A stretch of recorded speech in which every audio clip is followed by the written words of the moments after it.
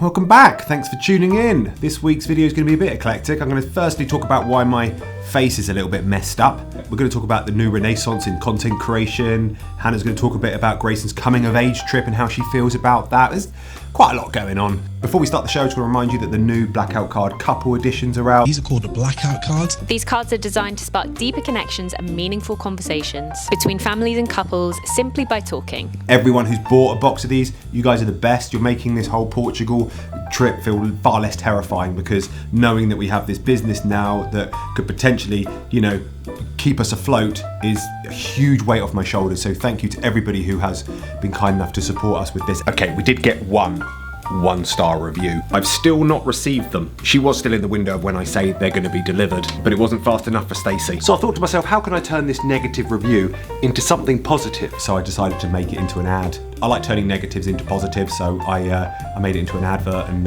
put some paid ad spend behind it on Facebook. So we'll see how that goes. Anyway, yeah, enjoy the show.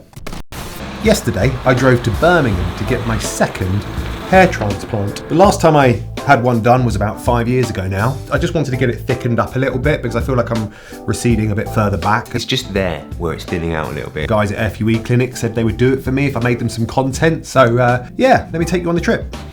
Right. Regarding the pain, it honestly doesn't really hurt at all. The only thing that feels quite uncomfortable is when they give you the injections to numb the area. But they have this quite clever thing that they do where they have this little vibrating thing that vibrates on your head while they inject you. So your brain's like focused on this vibration and not focused on the pain of the injection. It's really effective. So it doesn't really hurt at all. In terms of the price, it's normally anywhere between £4,000 to £8,000, depending on how much hair you have or don't have. I know a lot of people want to save money by going to Turkey and doing it in Turkey, but I just rather do it somewhere in the UK. That way I can sort of be there and back within a day. I also like the peace of mind of being quite close to the surgery in case I need any aftercare or anything like that. So yeah, I'd just far rather do it in the UK. There's 3 stages to it. So the first stage is the extraction from the donor area. So they find the area of their head where you're growing the most hair. Usually for us men, it's the sides and the back, and they'll take the hairs from there and move them to where you're losing your hair. They won't just move a hair, pluck out a hair and plant it in your head. They basically move the whole, this part here, which is like the bit that generates the hair, that makes the hair. They move that whole area out. This is called the graft. So once they've taken it out, then they check how many hairs are coming out of that graft. It's not just one. There can be 2, 3, up to 8 hairs can be coming out of one graft. But normally it's 1, 2 or 3. So they'll look at them under a microscope and divide them all up. Just having a bit of lunch, and then I go back to have the 800 and something incisions put in the front of the head. And then the second stage is the surgeon putting all of the holes in the area where they're going to plant them in. So say if they've taken out 850 roughly grafts from the back of my head, he'll make 850 incisions in the front of my head, and then the technicians will sit there and they'll put the little grafts on the back of their hands and they'll get some tweezers and they'll pick them off and then they'll plant them into those holes 850 times. We're all done. Now I just need to wait a few months for it all to fall out and grow back again. Probably took about 3 or 4 hours in total. Didn't hurt at all. In terms of the pain index, I'd say I'd give it like a 3 out of 10. Thought I'd show you around while I'm here. This is the chill out room where you come in and you relax. Got a bunch of fruit and water and stuff like that for everyone. They got one of the theatres in there. I think they're called theatres, I'm sure they are. And then this is where they do the magic.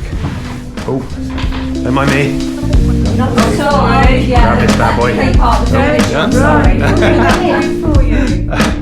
It's a family business as well, so most of the people that are working on your hair are all related, which is quite nice. Some men are okay with losing their hair, and some of us absolutely hate it. We'll do anything we can to hide the fact. We'll wear hats, we'll use lotions and creams, take pills. We'll even try to trick everyone with a nifty little comb over. I'm not going down without a fight when it comes to getting old. I'm fighting to the bitter end. I feel like I'm pushing sand up a hill a lot of the time with all this stuff, but horses for courses.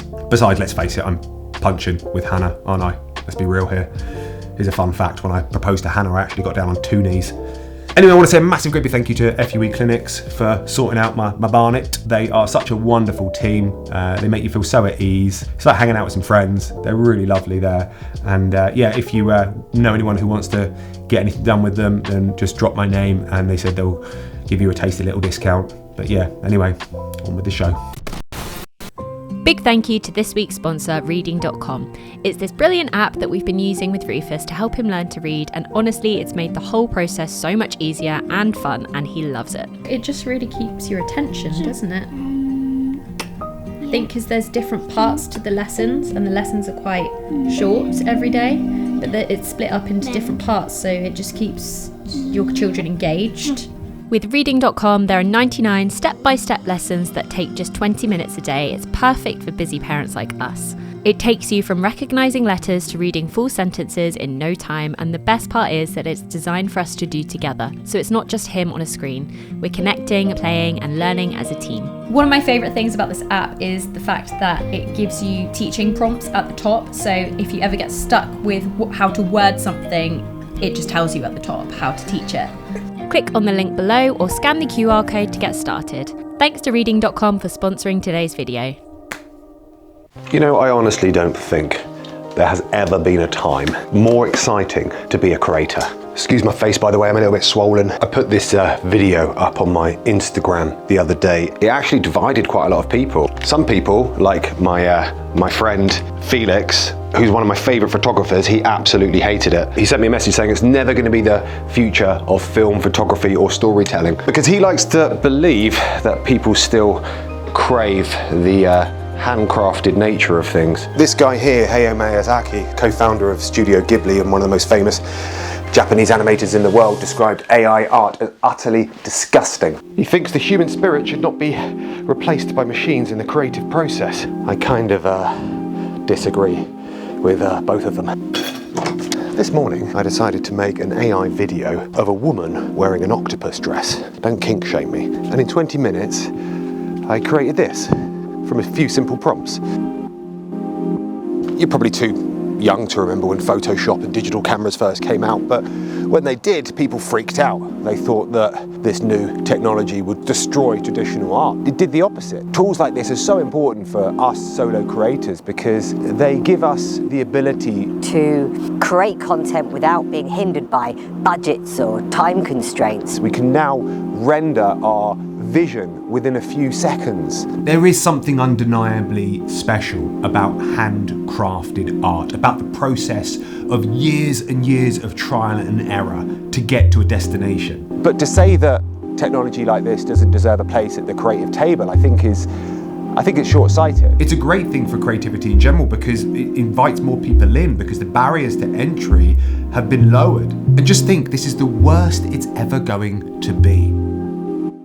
People tend to really dislike it, but I am enamored by it. I'm just going to lean into it because I just think it's such a renaissance for the creative space. So yeah, anyway, just wanted to share my thoughts, but you know, love to know what you think in the comments. Do you hate it? Do you love it? Are you ambivalent? Let me know.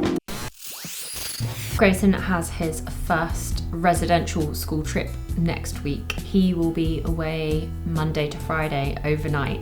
They're going down to Devon for like an outdoorsy school trip. There's part of me that wants to be the overprotective mother that's slightly too controlling, that's like, oh no, you're not allowed to go. And there's part of me that wants to like pull him out of the trip. The longest period of time that we haven't been with each other is probably only a couple of nights. It's really weird. It's one of those things where you get to a point with parenting where there's this real push and pull and this real kind of like opposition of, you know, you need to let go a little bit, but it's hard to do that, and it's hard to not like just be a needy, clingy mum that's like, oh no, don't leave me. But then you see, you know, they thrive when they get a little bit of independence. Yeah, it's just this weird place to sit as the parent. You spend your whole life trying to protect them and essentially, I guess, in control of a lot of what they do and who they see and where they are and what they eat and all of that stuff. So for me, it's like